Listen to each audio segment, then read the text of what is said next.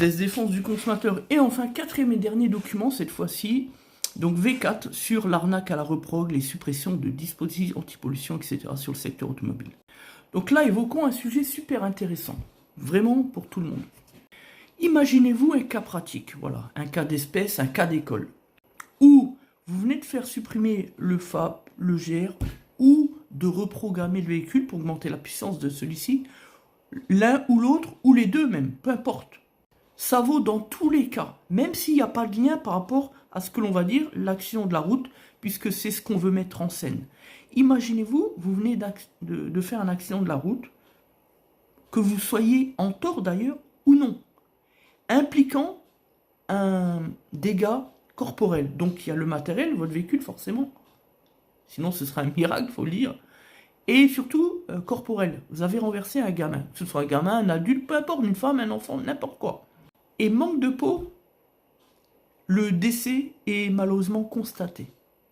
Je peux vous dire qu'à partir de cette seconde-là, c'est la descente aux enfers. Vous êtes dans la merde, mais dans une merde noire, un niveau dont, à ce moment-là, vous ne l'imaginez encore pas.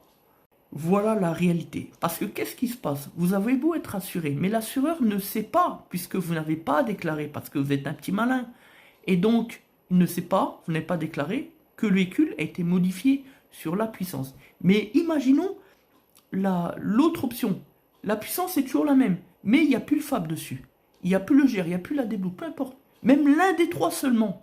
Et bien même là, l'assureur, après l'expertise, puisqu'il va y avoir une expertise, le parquet qui saisit un juge d'instruction, le juge d'instruction qui va saisir un expert, un ingénieur près de la cour d'appel de Metz, etc. Et là, ils ouvrent tout, parce qu'aujourd'hui, les procureurs de la République font comme ça. Peu importe ce qui se passe, décès ou dégâts corporels égale étude du véhicule, c'est systématique. Nous on le sait, on travaille avec les gendarmes, je vous ai dit, ils sont clients chez nous, et on discute souvent de ça. Et donc les procureurs sont plus intelligents que ce que ces petits rigolos là qui font des reprogs et tout ça pensent. Ils pensent toujours être plus forts que la justice. Faut rigoler. Et donc ils ouvrent tout. Et à ce moment-là, ils constatent ça. Ils envoient le rapport à l'assureur du véhicule, du propriétaire du véhicule. Et immédiatement, l'assureur se déclare incompétent. Ça veut dire que même si votre véhicule est assuré, eh bien, pour le coup, il ne devient plus assuré pour cet incident. Et donc, du coup, qu'est-ce qui se passe là? Le meilleur est à venir.